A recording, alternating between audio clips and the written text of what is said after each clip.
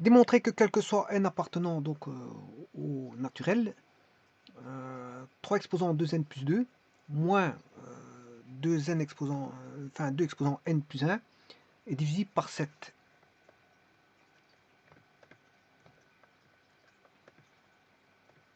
Alors pour ça, je vous rappelle, donc la démonstration par récurrence, on demande de rechercher une certaine vérité.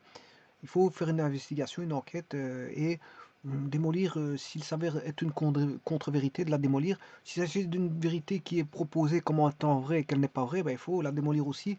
Mais si c'est vrai, c'est vrai. Voilà.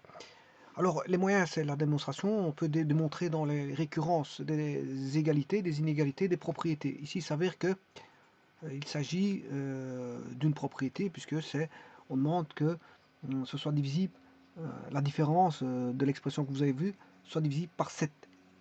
Soit divisible par 7. Voilà. Et d'un point de vue mathématique, il faut le démontrer. Il faut démontrer cette propriété. De 1 par l'observation, au travers d'une articulation qui est 1 l'observation, 2 le cœur de la démonstration, 3 la conclusion. Alors ces 3 étapes, donc la première étape, la sincérité, qui est un processus générateur que je vais établir dans un instant. La seconde phase, c'est la démonstration, qui est le cœur même du problème. On doit pouvoir démontrer le cœur voilà, de l'expression qui est donnée, c'est-à-dire la proposition. C'est une phase intermédiaire et qui est un processus qui va être décrit comme héréditaire. On a la phase finale qui est la véracité ou la véridicité ou la fausseté de l'affirmation. Soit c'est vrai, soit c'est faux.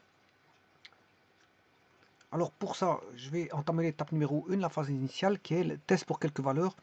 Je vais tester les valeurs de proposition. Il s'avère que s'il y en a un qui est faux, ben, le problème s'arrête. Et on pourra aller directement à l'affirmation que la proposition est fausse. Maintenant, si c'est vrai, au niveau du pas initial, ben, on continuera à avoir, on continuera notre démonstration en supposant que la proposition soit vraie jusque i. On va essayer de la prouver pour i plus 1. Bon, avant toute chose, on va retourner ici. Je vais prendre des valeurs de 1 à 13. Et bien sûr, je vais prendre 3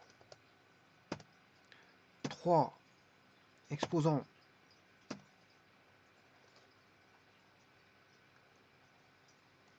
de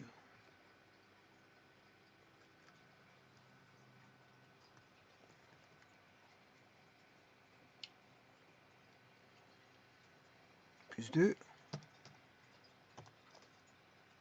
Voilà.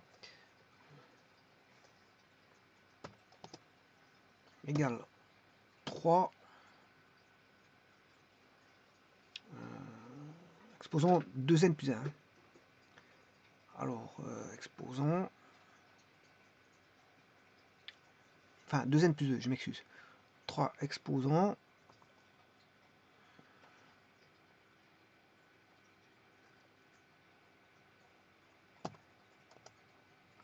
2 fois n plus 2. Je ferme la parenthèse. Je calcule ce groupement-ci d'abord. Ensuite, je fais la différence avec moins 2 exposant n plus 1.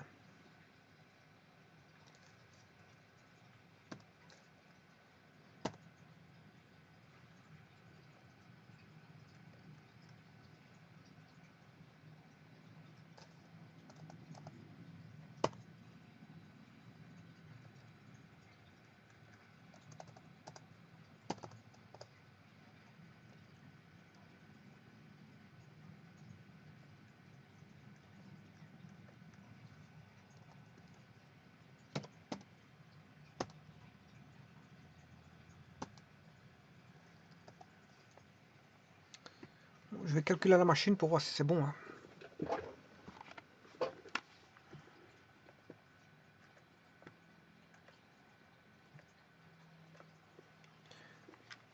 Alors, 3,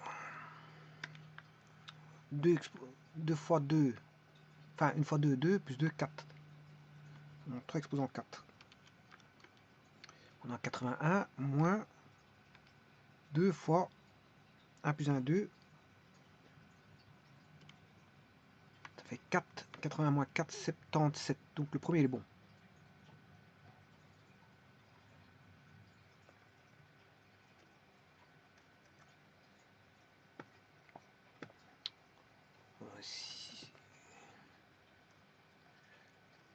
On fait pour 2, 3, etc.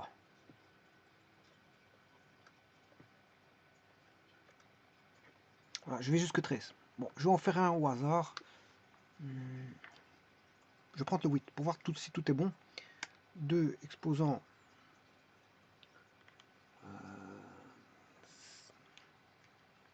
Alors, c'est 8 fois 2. Ça fait 16. 16 plus 2, ça fait 18. Donc, je dois faire 3 exposants 18.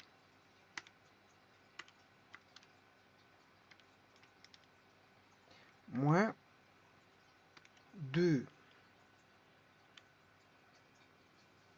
exposants. J'ai pris 8. N égale 8.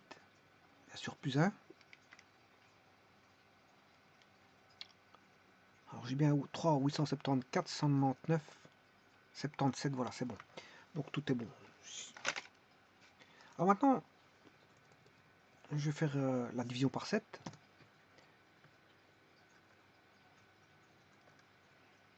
Et ça doit toujours donner un entier. Le reste doit toujours être différent de 0. Enfin, le reste doit être toujours 0. On ne peut pas avoir de partie décimale. Effectivement, ici, c'est le cas. C'est le cas. Eh bien, ça, c'est le pas initial. Le pas initial démontre que, bon, jusque 13, ben, c'est vrai. Donc, l'observation fait dire que, apparemment, bon, je pourrais continuer. Hein, bon, j'arrête là. Mais j'aurais pu continuer. Alors, on va aller jusque 35.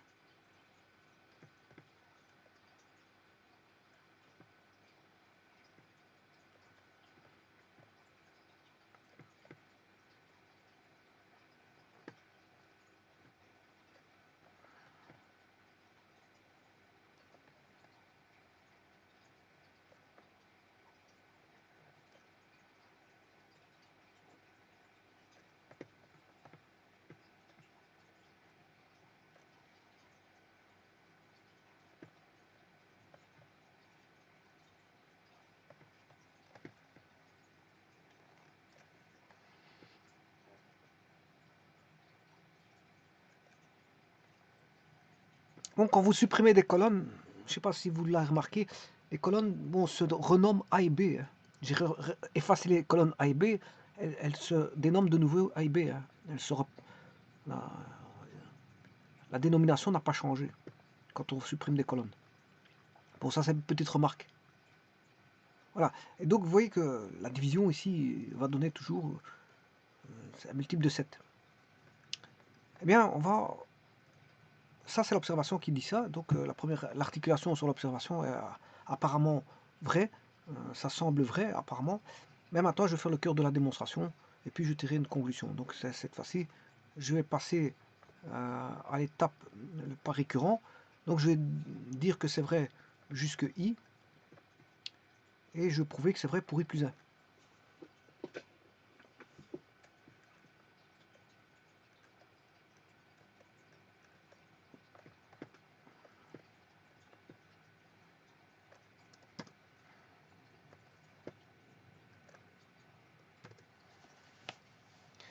Bon, je vais remplacer le n par i. Enfin, par i plus 1, je m'excuse. 2 i plus 1.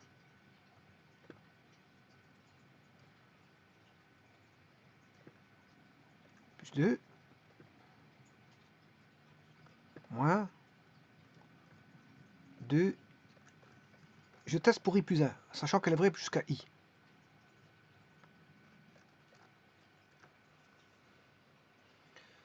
Bon, ce qui veut dire qu'on a... Je pourrais travailler avec 9. Hein, plutôt que 3.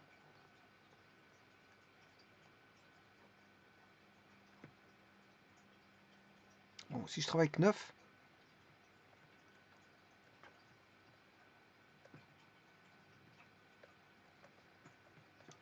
je vais mettre 2 en évidence.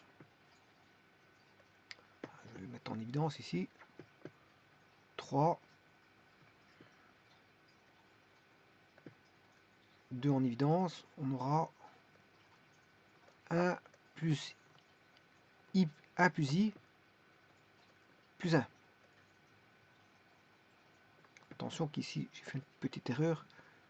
C'est 2n. C'est comme ça. 2n plus 2.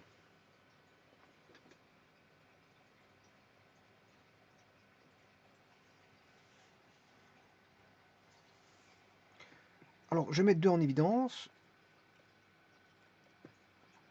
Là, on va se retrouver avec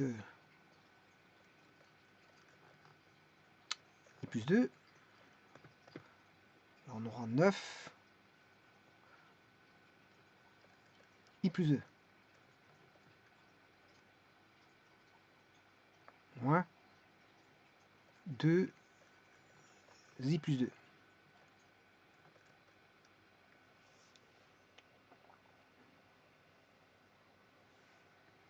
Alors, 9, c'est 7.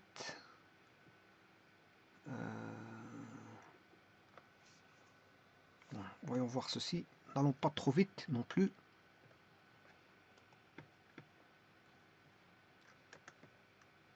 Pour que pour voir si c'est divisible par 7, il faut quelque part introduire un 7 pour bien montrer qu'on a une multiplicité. Enfin, un multiple de 7. Un multiple de 7. Alors pour ça, je vais créer ici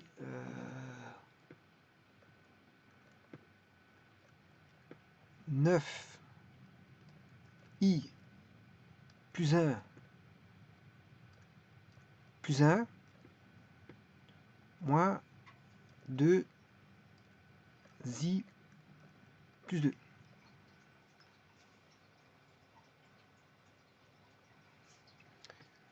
Là, je vais mettre 9 I plus 1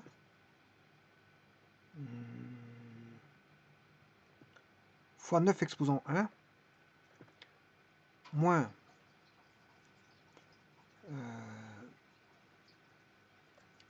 2i fois 2 au carré.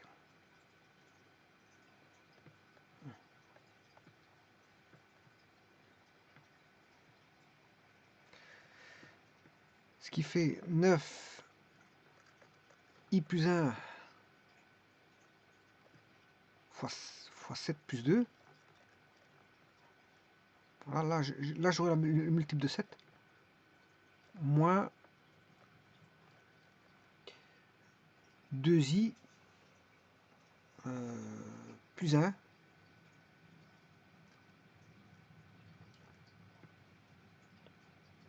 Je vais remettre le i plus 1 là-dedans.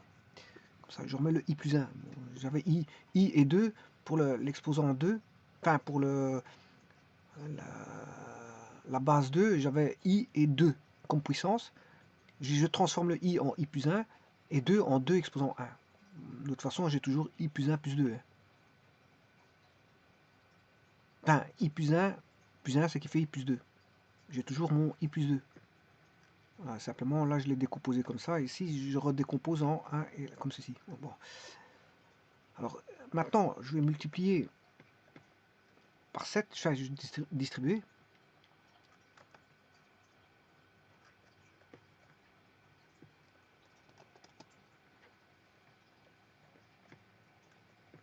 Alors, si je fais 7 fois 9 i plus 1 plus 2 fois 9 i plus 1 moins 2 fois 2i plus 1. Bon, là, il est déjà multiple de 7. Celui-ci, c'est un multiple de 7, c'est 7k. Avec k appartenant au naturel, bien sûr. Donc celui-ci, il est déjà traité. Là, on a un multiple de 7.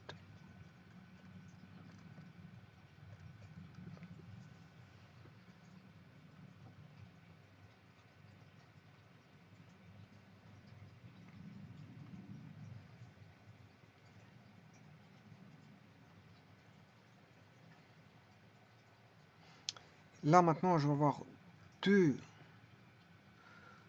fois, alors je vais remettre 3 au carré I plus 1 moins 2 fois 2i plus 1. Je vais mettre en évidence le 2.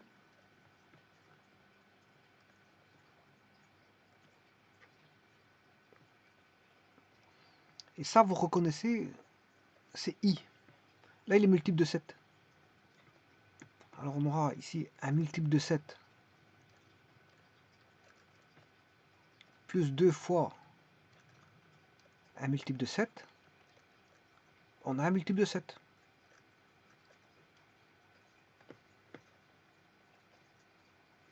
Donc, le suivant sera un multiple de 7. Alors, celui-ci, il est multiple de 7 par hypothèse, hein, parce que c'est vrai jusque i. On décide que la propriété est vraie jusque i. Hein.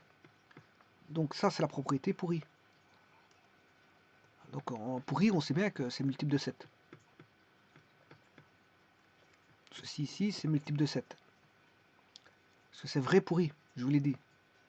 C'est vrai pour i. Et on démontre pour i plus 1. Pour i plus 1, ben effectivement, c'est multiple de 7. Parce que c'est un multiple de 7 plus 2 fois un multiple de 7, ce qui donne un multiple de 7. Parce qu'il faut... On dit que la propriété est vraie. On suppose la propriété vraie jusque i. Voilà. Et on essaie de prouver qu'elle est vraie pour i plus 1. Et effectivement, si elle est vraie pour i, bon, je peux dire que c'est multiple de 7. Hein. Il est multiple de 7. Donc ça, c'est vrai pour i. C'est pour i, ça. Et donc, si elle est vraie pour i, ben, il est multiple de 7. Là. Si vous faites x2, c'est encore multiple de 7. Si vous faites plus un multiple de 7, ça fait un multiple de 7. Donc, le prochain est un multiple de 7. Et donc là, on a démontré par récurrence que si c'est vrai pour i, c'est vrai pour i plus 1. Si c'est vrai pour i plus 1, c'est vrai pour i plus 2. Si c'est vrai pour i plus 2, c'est vrai pour i plus 3. Et ainsi de suite. Et si c'est vrai, le pas final se déclare de façon unanime en disant que nous savons que la propriété est vraie pour 1, 2, 3, 4, 5, 6, 7, 8, 9, je ne sais pas jusqu'où j'ai été, puisque j'ai testé quand même jusqu'à 35. Elle est vraie jusqu'à 35, par observation bien sûr. Elle est vraie jusqu'à 35. Et ensuite, le cœur du problème fait en sorte qu'elle est vraie pour tout i au-dessus d'une valeur quelconque de i. Donc, je peux conjecturer en bouclant cette itération voilà, de raisonnement. C'est vrai jusque 35 ici par observation. Par itération au niveau du processus héréditaire, ça nous fait en sorte de trouver qu'on a une conclusion qui dit que le processus est affirmé. Donc c'est une vérité, c'est bien vrai, pour tout n. Alors, tout n, quel que soit le rang, si vous prenez un rang, au-dessus de ce rang-là, elle sera vraie. Quel que soit. Donc, nous savons que les probabilités sont vraies pour une valeur n égale à n0 et que lorsqu'elle est vraie jusqu'à une certaine valeur, elle est vraie pour la suivante, n0 plus 1.